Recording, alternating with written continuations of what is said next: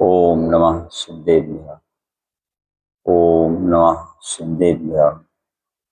ओम नमः सिद्धेभ्यः। प्रणमो अरिहंताणं नमो सिद्धाणं प्रणमो आर्याणं नमो वज्रायणं नमो लोये सब्बसाहुणं मंगलमय मंगलकरं वीतरागविज्ञान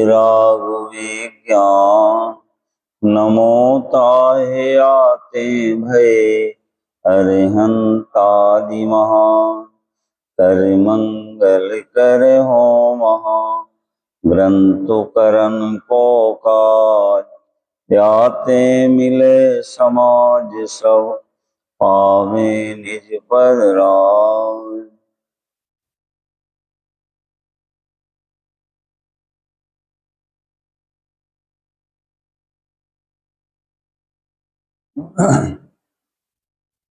यहाँ अपना विषय भक्त भगवती आराधना जी ग्रंथ में भक्त प्रत्याख्यान मरण का चल रहा है।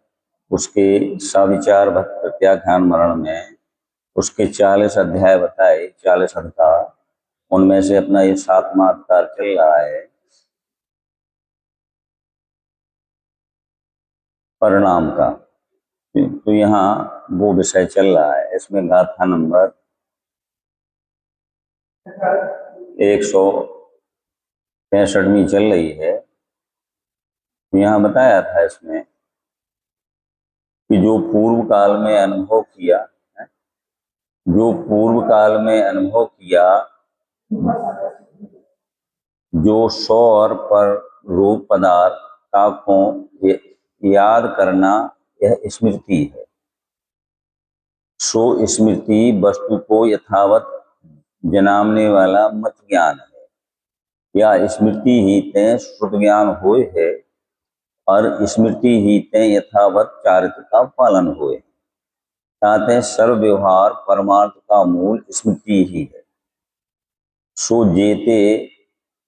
जेते मेरी स्मृति नहीं बिगड़े, तितने संलेखना करने में सावधान होए उद्यम करना। क्या कह रहे हैं? जो साधक जीव हैं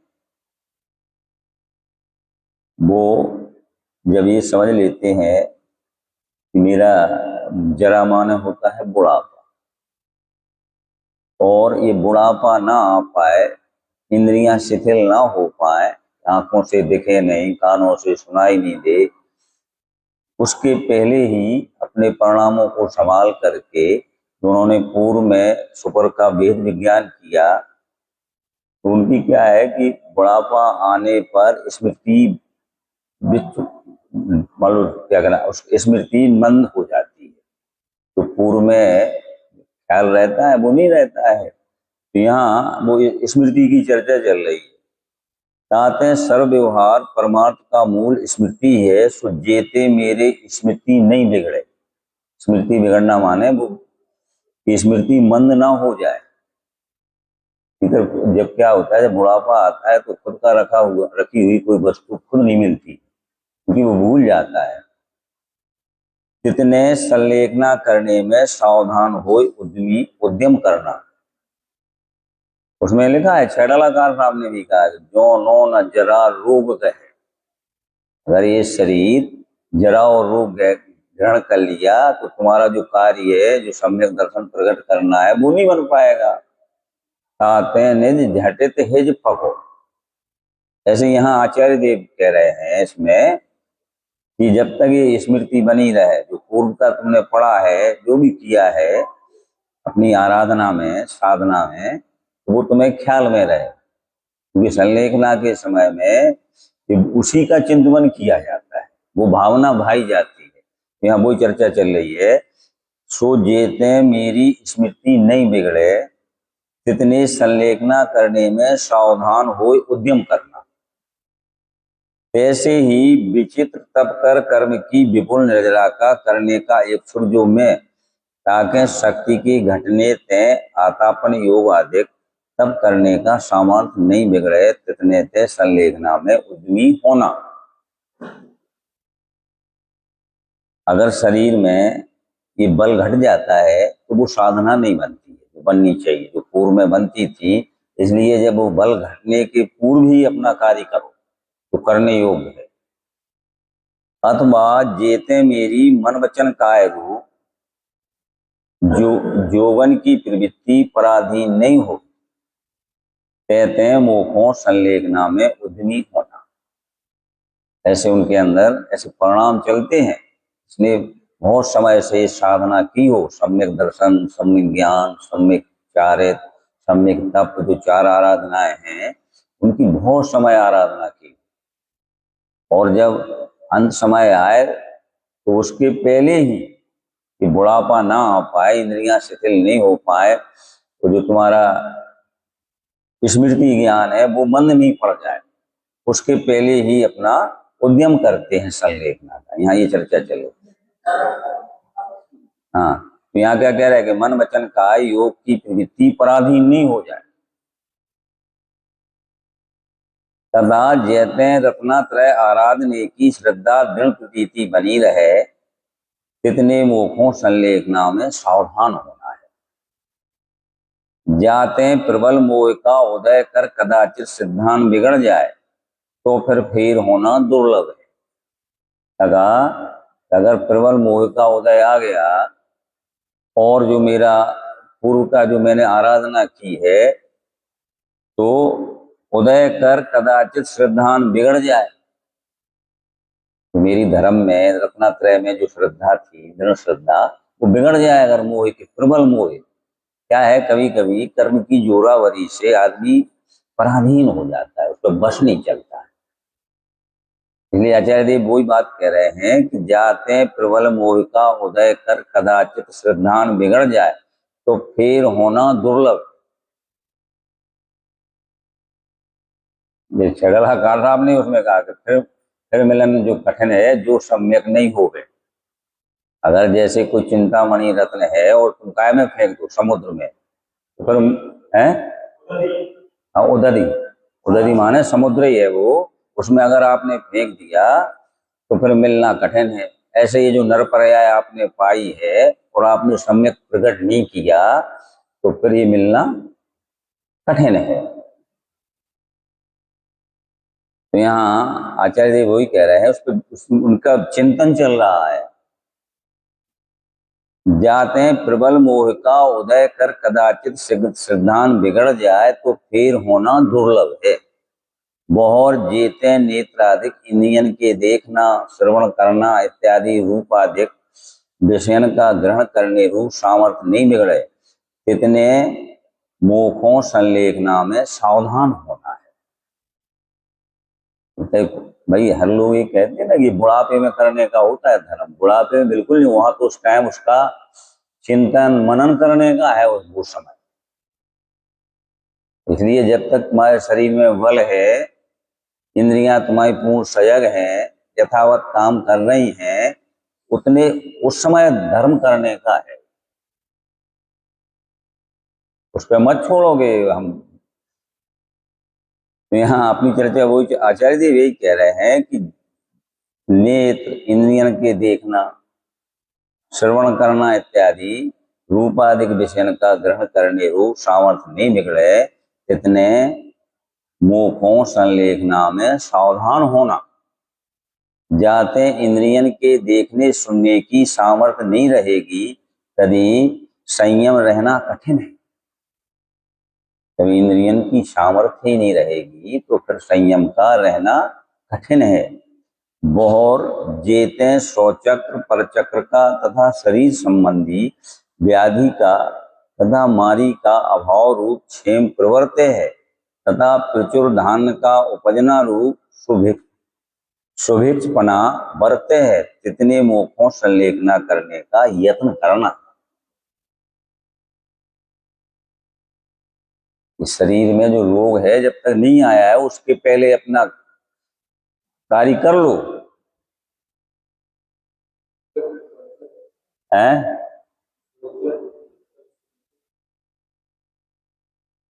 स्वचक्र और परचक्र का तथा शरीर संबंधी व्याध का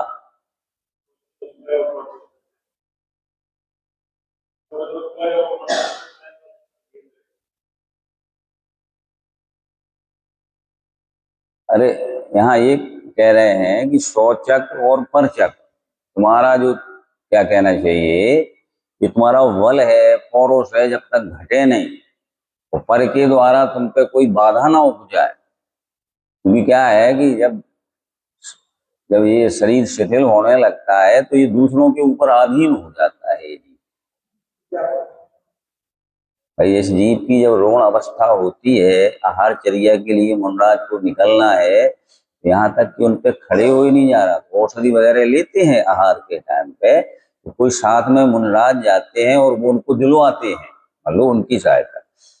तो ये शौचक्र, परचक्र तथा शरीर संबंधी व्याधि का तथा मारी का अभाव रूप क्षेम प्रवृत्त है। मारी एक रोग होता था, दुर्भिक्ष और मरी रोग होता था पहले। वहां आया है उनकी सप्तऋषि की पूजन में, मथुरा नगरी में जब मरी रोग का अति प्रचार था तो वो वहां से उन्होंने गमन किया। तो उनको ऐसी रिद्धियां थी कि मरी का वो अभाव हो गया, मरी रोग को तहां अति प्रचार है।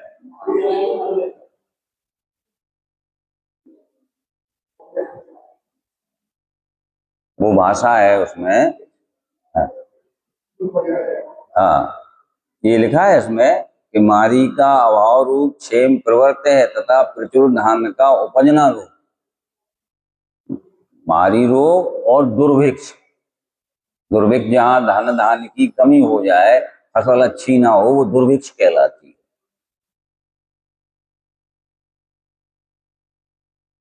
सुभिक्ष फणावर्त है,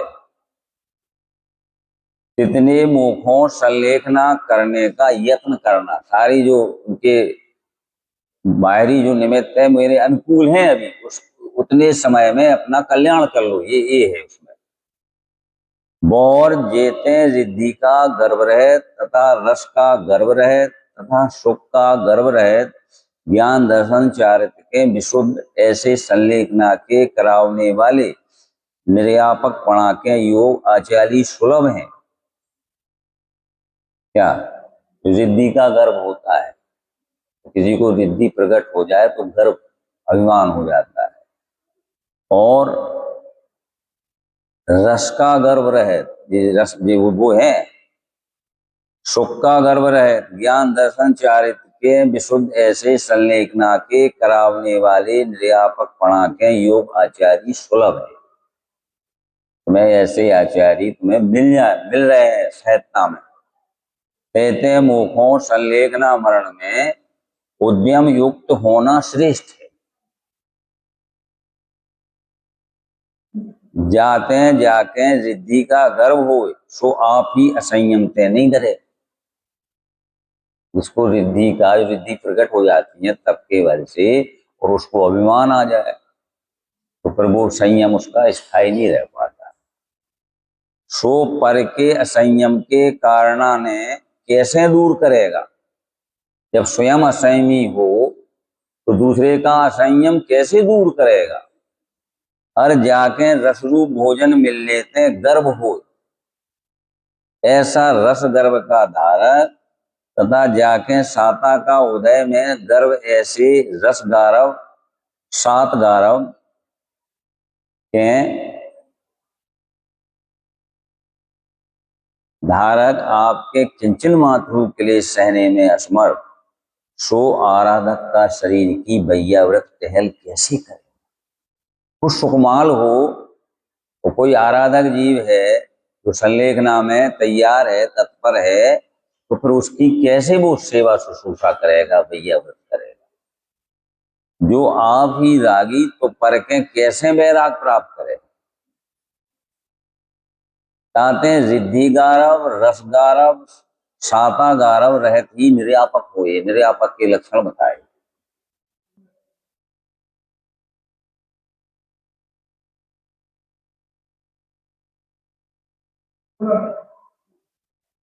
नहीं बोल नहीं रहे हैं, उन लोगों को दिख नहीं रहा पीछे से। अच्छा,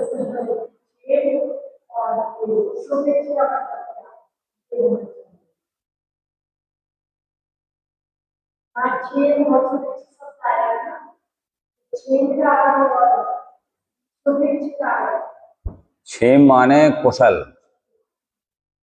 और दुर्भिक्ष माने जहां धन धान नहीं प्रकट हो वो दुर्भिक्ष कहलाता है।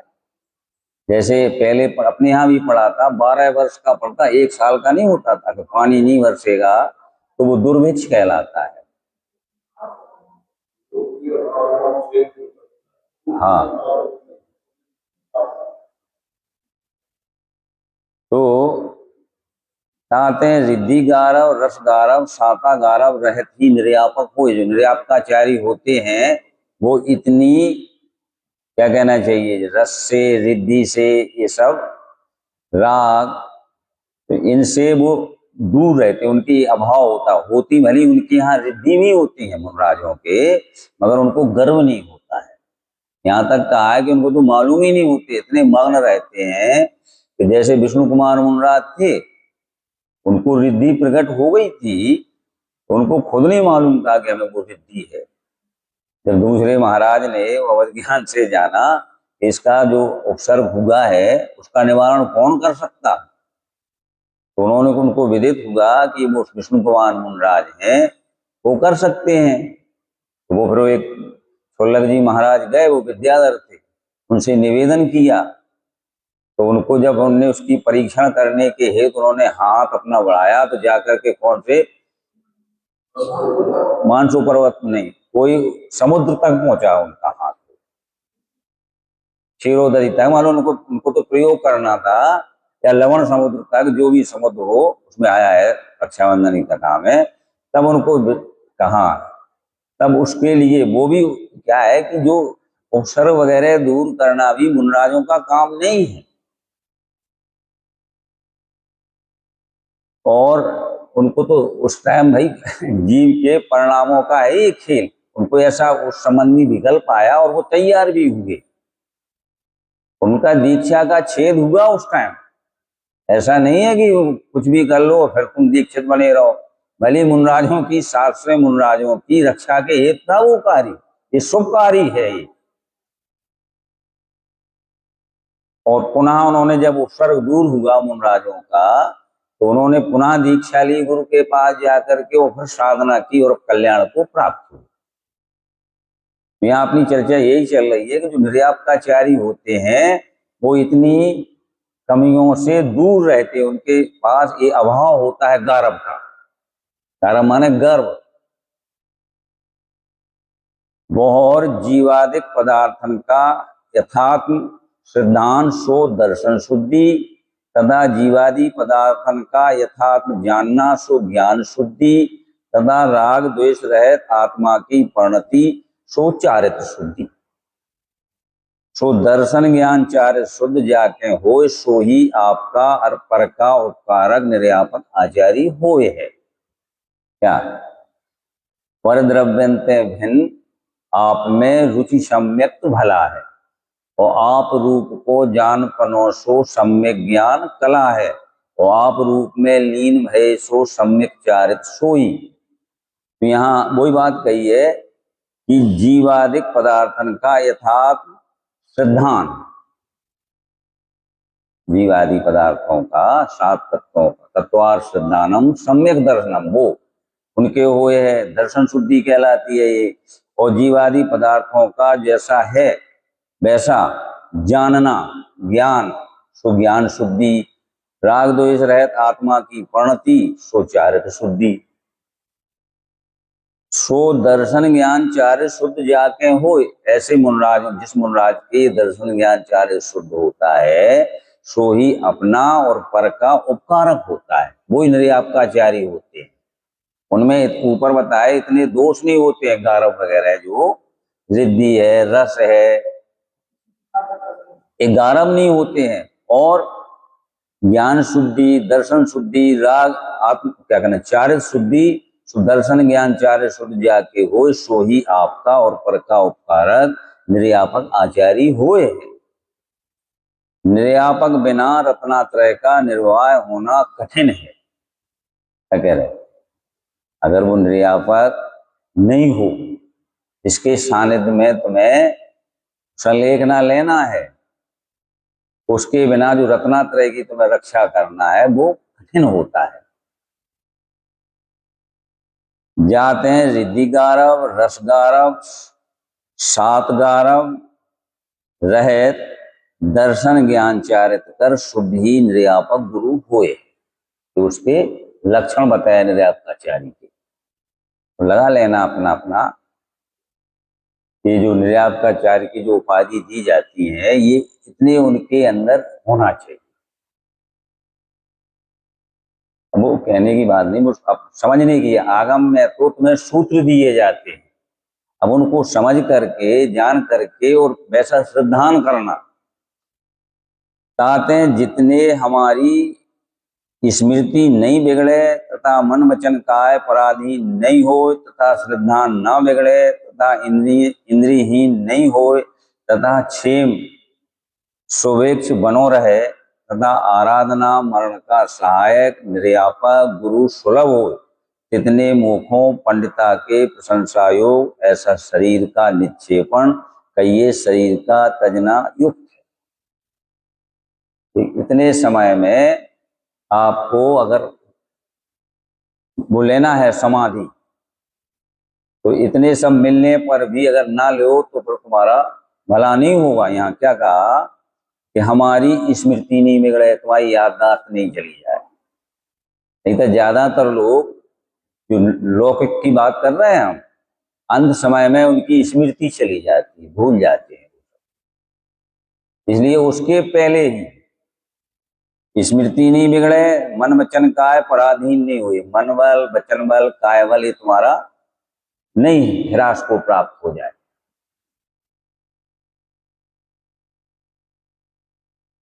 तथा क्षेम शुभेच्छ बना रहे, तुम्हारी कुशलता और दुर्भिक्ष ना हो।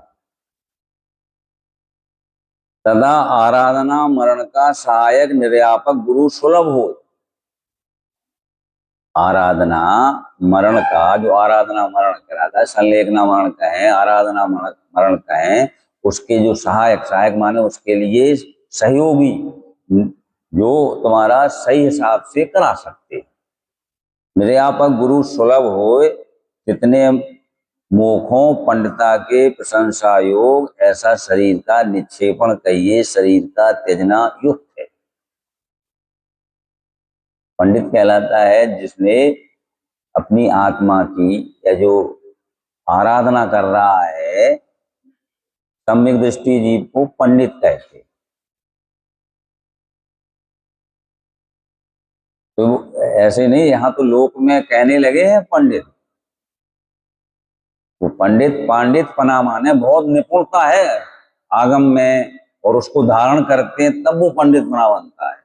इसलिए यहाँ लिखा है कि जो प्रशंसा के वो कौन है, कि ऐसे जो कार्य करें कि अपना जो तुमने जीवन भर आराधना की है, वहां लिखा था कि पूर्व बहुत काल तक जिसने ये आराधना की, और ये सब तुम्हारा स्मृति बल तुम्हारी इंद्रियां सफलता को प्राप्त ना हो, उसके पहले ही अपना हित कर लो, वही पंडित है। पंडित माने चतुर।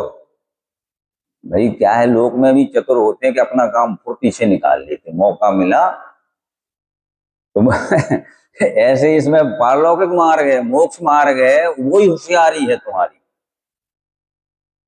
अगर तुम आलसी बने पड़े रहे तो क्या होता है, ज्यादातर लोग बंद कसाय हुई क्षेत्र पे जाकर गए, कमरा वहां बनवा लिया है, मिल गया जो भी व्यवस्था है, बैंक में बैलेंस है, सब कुछ है, और अपने भोजन की अच्छी व्यवस्था है, वो पड़े रहे, तो वो समय निकल जाएगा, तुम्हारा कार्य करने का जो था वो नहीं कर पाओगे तुम। इसलिए यहाँ आचार्य देव तो ये कह रहे हैं, इतने सुलभ हो इतने मुखों पंडिता के प्रशंसा योग, ऐसा शरीर का निक्षेपण कहिए शरीर का त्यजना युक्त है। ये तुम्हें अवसर आया है, ऐसा तो सब कुछ तुम्हारा बनाओ सही बन रहा है। कैसी रीत शरीर तजना, यहाँ प्रश्न है कि किस तरह से शरीर को तजना। जहां में समय जो धर्मता की जीती की पताका जैसे ग्रहण हो, तैसे आराधना मरण करना।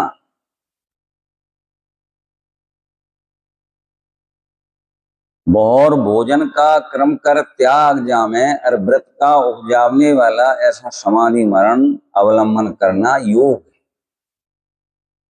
है। क्या है वास्तव में कि बाहर में तो ये समाधि कहलाती वो है कि बाहर में तो क्या है, शरीर को कृश करना, और अंदर में है कषायों को कृश करना, वो है एक्चुअली समाधि। तो जो जीव धर्म की पताका लेकर के आगे बढ़ रहा है, लिखा है कि जो धर्म समय जो जो धर्मता की जीत की पताका जैसे ग्रहण हो, तैसे आराधना मरण करना और भोजन क्रम कर त्याग जामे और व्रत का उपजावने वाला ऐसा समाधि मरण अवलंबन करना योग है। आगे समय माने होता है आत्मा, आत्मा है ही वो, तो उसमें बताया समय सार का क्या, उसमें समय नाम आत्मा का, और उसका आत्मा का जो धर्म रत्नात्रय रूप जो धर्म है, धर्म जाकी जीत की पताका जैसे ग्रहण हो तैसे आराधना मरण करना और भोजन का क्रम कर त्याग करना, उसका क्रम बताया था उसमें, जामे और व्रत का उपजावने वाला ऐसा समाधि मरण अवलंबन करना योग है। आगे परिणाम का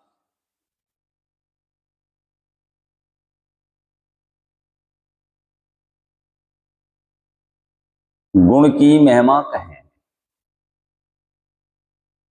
अगली गाथा 166वीं है।